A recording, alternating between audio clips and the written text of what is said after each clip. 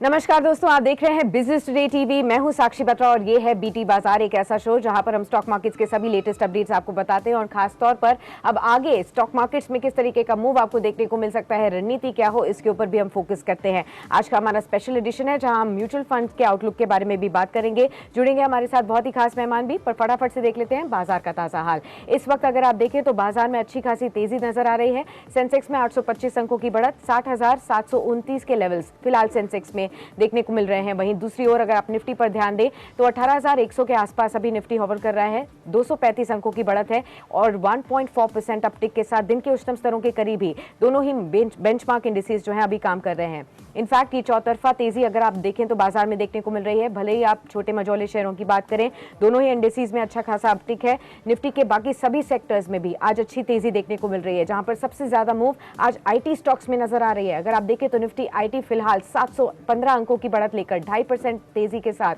और सबसे ज्यादा तेजी में आज ये इंडेक्स है। इसके अलावा भी अगर आप देखें तो अच्छी खासी बढ़त हमें मेटल्स पैक में देखने को मिल रही है। बैंक्स अच्छा परफॉर्म कर रहे हैं, ऑटोज में 1.25% तक की तेजी है। तो एक चौतरफा तेजी आपको बाजार में देखने को मिल रही है। क्लियरली ग्लोबल मार्केट्स की तरफ से जो सपोर्ट है ओवरनाइट फ्राइडे को और अर्ली मॉर्निंग आवर्स अगर आप आज के लिए देखें एशियन बाजारों से, वो सपोर्ट करते हुए बाजार को नजर आया है। इस वक्त अगर आप मार्केट की ब्रेथ को भी नजर डालें तो ज्यादातर स्टॉक्स बुल्स की तरफ इशारा कर रहे हैं। निफ्टी के 50 स्टॉक्स में से 44 स्टॉक्स ऐसे हैं जहां पर हरा निशान फिलहाल दिख रहा है। आज के टॉप गेनर्स में क्लियर तौर पर आईटी के कुछ नाम आपको दिखेंगे, जैसे TCS, Tech Mahindra, HCL Technologies. TCS के आज शाम को अर्निंग्स भी आने हैं Q3 के, और उसके पहले का ये रुझान आपको नजर आ रहा है। एमएनएम, इंडसइंड बैंक, ये कुछ और नाम है जहां पर आज अच्छी खासी तेजी देखने को मिल रही है। कुछ एक स्टॉक्स अभी सेल कर रहे हैं कंज्यूमर स्पेस से, ऑटो स्पेस से।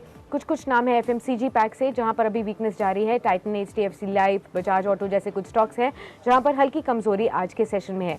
लेकिन ये पूरा साल 2023 कैसा रह सकता है स्टॉक मार्केट्स के लिए, और अगर आप मार्केट्स में म्यूचुअल फंड्स के जरिए निवेश करते हैं तो आपके लिए सही रणनीति क्या हो, ये अब जानने का समय आ चुका है। मेरे साथ बहुत ही खास मेहमान भी जुड़ चुकी हैं। राधिका गुप्ता है हमारे साथ, MD and CEO Edelweiss AMC से। स्वागत है राधिका जी आपका इस खास शो पर, और नववर्ष की आपको बहुत बहुत शुभकामनाएं। आने वाला दिन, आने वाला जो पूरा साल है ये 2023 आपके लिए, आपकी पूरी टीम के लिए और परिवार के लिए बहुत ही अच्छा साबित हो, सेहतमंद रहे और प्रॉफिटेबल भी रहे, जैसे कि हम सभी अपने व्यूअर्स के लिए भी आशा करते हैं।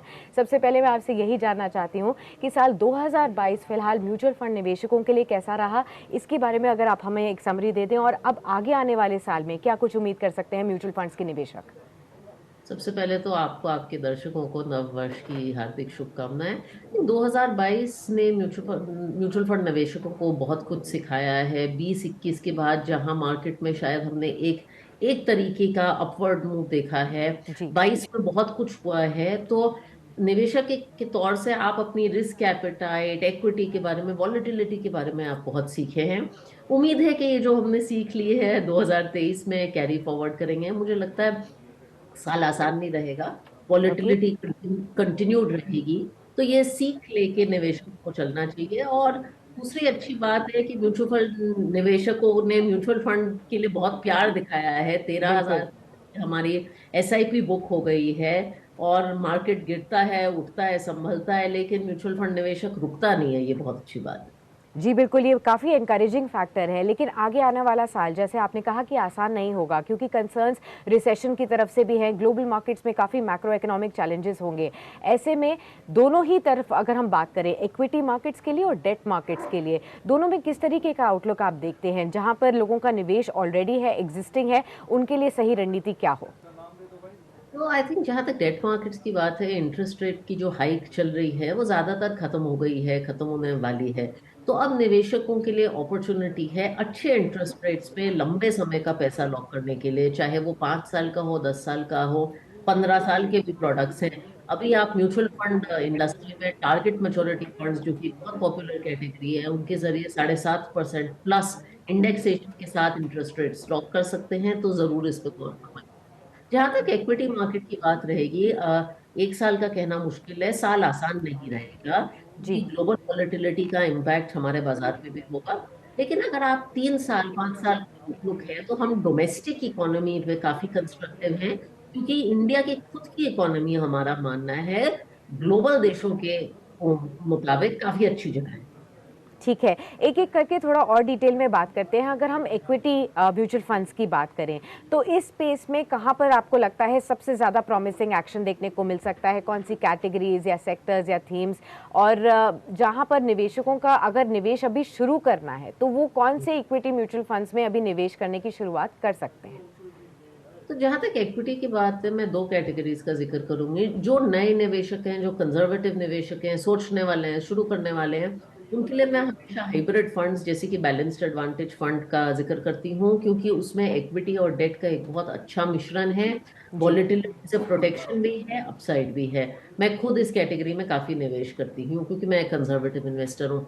जहां तक नॉर्मल इन्वेस्टर है, जिसको रिस्क टेकिंग, रिस्क एपेटाइट है, साधारण simple diversified equity mutual fund जैसे लार्ज एंड मिड कैप कह सकते हैं, फ्लेक्सी कैप कह सकते हैं, मिड कैप है, ये सिंपल कैटेगरीज बहुत अच्छी रहती हैं। आपको सेक्टोरल फंड्स या थीमेटिक फंड्स में ये चुनने का और टाइमिंग करने की जरूरत नहीं है, फंड मैनेजर पे छोड़िए। और जहां तक हमारे फंड्स की बात है, जहां आपने थीम्स का पूछा, हम एक ब्रॉड थीम पे वो बहुत कंस्ट्रक्टिव है, जो कि है रिवाइवल ऑफ डोमेस्टिक इकोनॉमी। चाहे वो प्राइवेट सेक्टर कैपेक्स हो, चाहे वो कंजम्पशन हो, चाहे वो मैन्युफैक्चरिंग हो। तो डोमेस्टिकली इंक्लाइंड जो कंपनीज हैं, रिफॉर्म से जो बेनिफिट करेंगे, हम उन पे ज्यादा कंस्ट्रक्टिव हैं, ना कि एक्सपोर्ट ओरिएंटेड या ग्लोबली। ठीक है। वैल्यूएशंस के पर्सपेक्टिव से भी बहुत सारे एनालिस्ट ये मानते हैं कि अभी मार्केट्स जो है एक्सपेंसिव होते चले जा रहे हैं और हो सकता है यहाँ से बहुत ज़्यादा अपसाइड ना देखने को मिले। शायद 2023 में स्टॉक मार्केट्स में नो रिटर्न या ईयर ऑफ लो रिटर्न के तौर पर इसे देखा जाए, तो ऐसे में क्या इंडेक्स फंड्स में निवेश करना सही रहेगा या फिर इससे दूर रहने में भलाई रहेगी? देखिए, अगर वैल्यूएशंस की प्रॉब्लम है, तो चाहे आप डायरेक्ट इक्विटी में करें, इंडेक्स फंड्स में करें या एमएफ में करें, इक्विटी तो इक्विटी है। तो वैल्यूएशंस को छोड़ के इंडेक्स की तरफ भागना, उससे तो आपकी प्रॉब्लम सॉल्व नहीं होगी।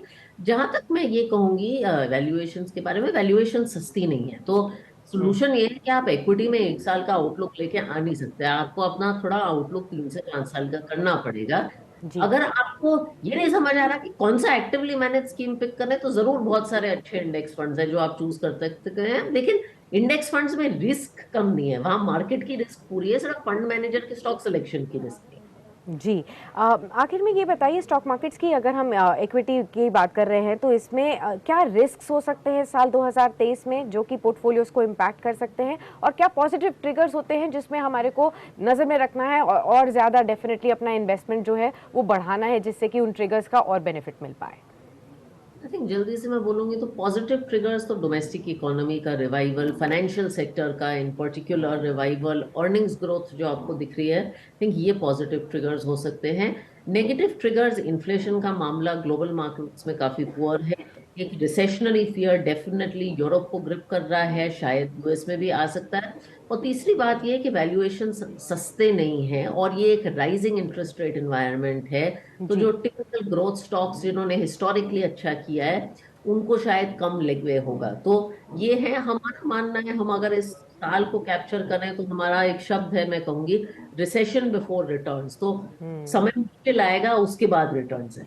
बिल्कुल, आपने सही कहा। तो ऐसे में अभी डेट फंड्स के ऊपर आपकी क्या राय रहेगी? क्या आउटलुक यहाँ पर देखने को मिल सकता है? जैसे अभी आपने बताया कि हम एक राइजिंग इंटरेस्ट रेट साइकिल को देखते हुए आ रहे हैं, शायद अब एक पीक आ सकता है। इस समय पे डेट फंड्स में किस तरीके से अप्रोच किया जाए? कौन से कैटेगरीज ऑफ डेट फंड्स में निवेश करना बेहतर रहेगा? तो डेट हर इंसान के पोर्टफोलियो का एसेट एलोकेशन का हिस्सा होना चाहिए, और डेट में ना साधारण चीजें करनी चाहिए। ये डेट को टाइम करना, क्रेडिट कॉल्स लेना आधे परसेंट के लिए, ये मुझे कोई बहुत सेंसिबल नहीं लगता। जैसे कि हुँ। मैंने कहा, मेरी फेवरेट कैटेगरी है target maturity funds, Bharat bond ETF, और ऐसे बहुत सारे हैं। आप हुँ। टाइम होराइजन पिक करिए, आप रेट देखिए और आप निवेश करिए, और एफडी से आपको कई ज्यादा अच्छा पोस्ट टैक्स रिटर्न मिलेगा। ठीक है।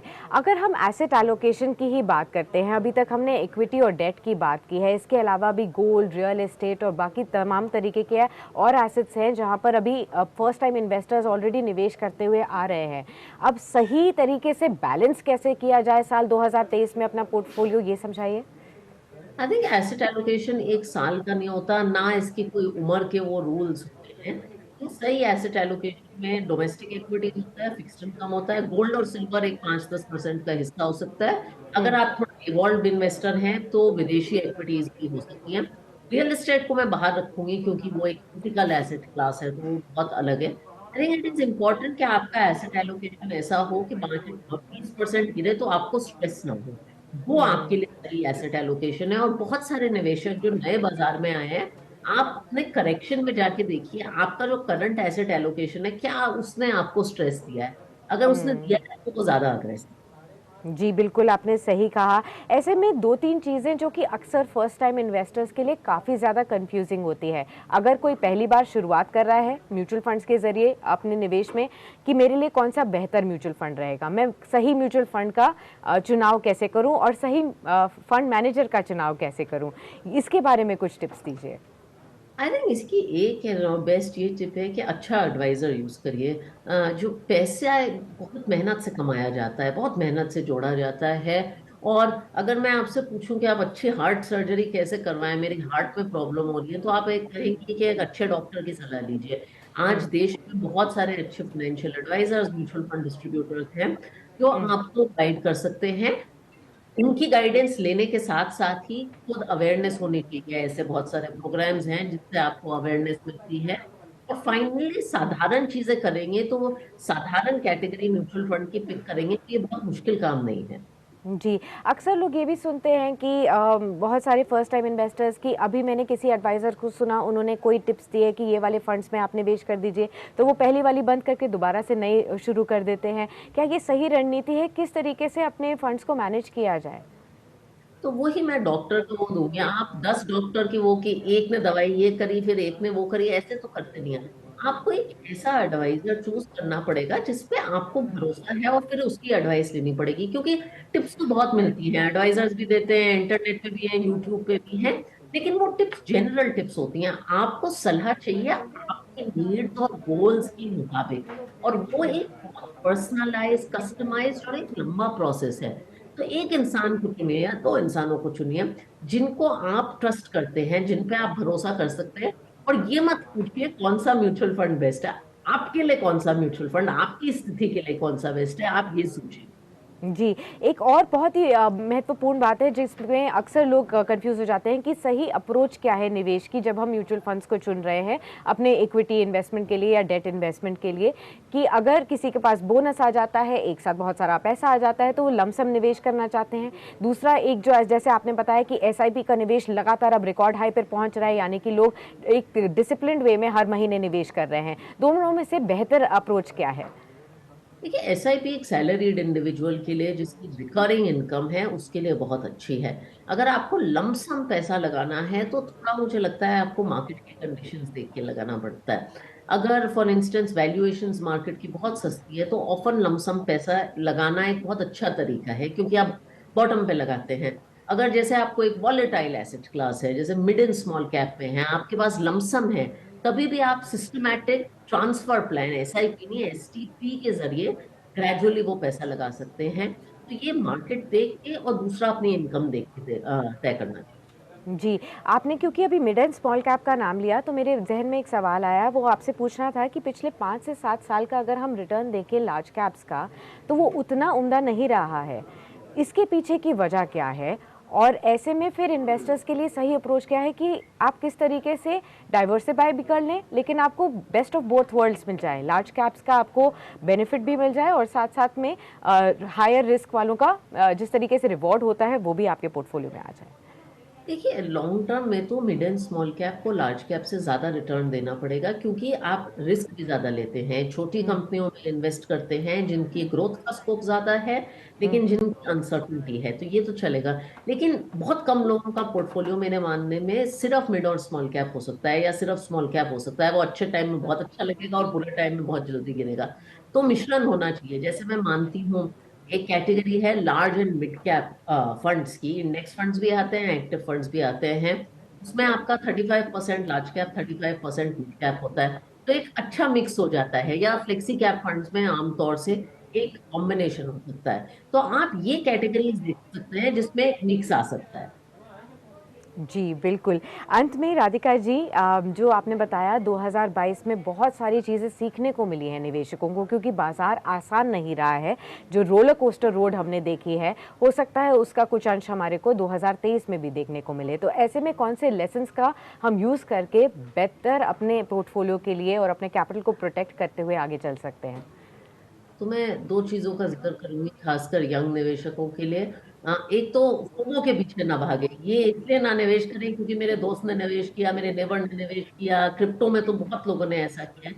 आपके लिए जो सही है, आपको जो समझ आए उसके बेसिस पे निवेश करिए, और याद रखिए कि कोई निवेश की अपॉर्चुनिटी ऐसी नहीं है जो भागी चली जा रही है। नहीं समझ आ रहा तो मत कीजिए। दूसरा, जैसे कि मैंने कहा, सही आदमी या औरत सही एडवाइजर से सलाह लीजिए। आजकल क्या हो गया है, ट्विटर पे जाके टिप्स पढ़ लेते हैं, यूट्यूब पे कोई वीडियो देख लेते हैं, सलाह ले लेते हैं। जैसे कि मैंने कहा, हार्ट सर्जन से ही मेडिकल हार्ट सर्जरी की सलाह लेते हैं, यूट्यूब से तो लेते नहीं हैं। तो हमेशा याद रखिए कि सही सलाह लें। बिल्कुल। बहुत-बहुत शुक्रिया राधिका जी, हमारे साथ बने रहने के लिए इस खास प्रोग्राम में और बताने के लिए साल 2023 म्यूचुअल फंड्स के लिए कैसा रहने वाला है, सही रणनीति से कैसे आगे बढ़े जिससे कि डेफिनिटली एक अल्फा जनरेट कर पाएँ। बहुत-बहुत शुक्रिया। लगातार आपसे बातचीत चलती रहेगी स्टॉक मार्केट्स की और म्यूचुअल फंड्स के आउटलुक के बारे में इस पूरे साल भर में। उम्मीद करते हैं साल बहुत अच्छा रहे आपके लिए। बहुत बहुत शुक्रिया। ओके, तो चलिए फटाफट से देखते हैं मार्केट्स का ताज़ा हाल एक बार फिर से। 60,700 ये लेवल अभी आपको सेंसेक्स पर नजर आ रहा है। 800 अंकों की बढ़त है। 18,081 के लेवल्स अगर आप देखें तो निफ्टी पर भी देखने को मिल रहे हैं। 220 अंकों की बढ़त लेकर बाजार में अच्छी खासी तेजी, ग्लोबल बाजारों का सपोर्ट। लेकिन किस तरीके से, क्या मार्केट्स में इसी तरीके का मोमेंटम बना रहेगा या फिर भी कुछ हेडविंड्स या फिर अड़चनें आ सकती हैं, और अगर आती हैं तो सही ढंग से आप कैसे बाजार को अप्रोच करें, ये भी लगातार आपको बिजनेस टुडे टीवी के इस प्लेटफॉर्म पर पता चलता है। फिलहाल जैसे राधिका जी ने आपको बताया कि म्यूचुअल फंड्स में निवेश अगर आप करते हैं तो कैसे आप सही ढंग से अपने पोर्टफोलियो को कंस्ट्रक्ट कर सकते हैं, 2023 में कहां पर सबसे ज्यादा तेजी देखने को मिल सकती है, और आपके पोर्टफोलियो को अगर अल्फा जनरेट करना है तो उसके लिए आपको एक फाइनेंशियल एडवाइजर से जरूर बात करके अपने बैलेंसिंग ऑफ द पोर्टफोलियो करने की जरूरत है। बहुत बहुत शुक्रिया फिलहाल हमारे साथ इस अपडेट में बने रहने के लिए। लेकिन बिजनेस टुडे टीवी पर लगातार आपको बिजनेस के सभी अपडेट्स और स्टॉक मार्केट्स के हाल मिलते रहेंगे, तो बने रहिए हमारे साथ। इस चैनल को सब्सक्राइब करना ना भूलें और हमारे बाकी सभी social media platforms Facebook, Twitter, Instagram के जरिए आप लगातार बने रह सकते हैं। बहुत बहुत शुक्रिया फिलहाल हमारे साथ रहने के लिए।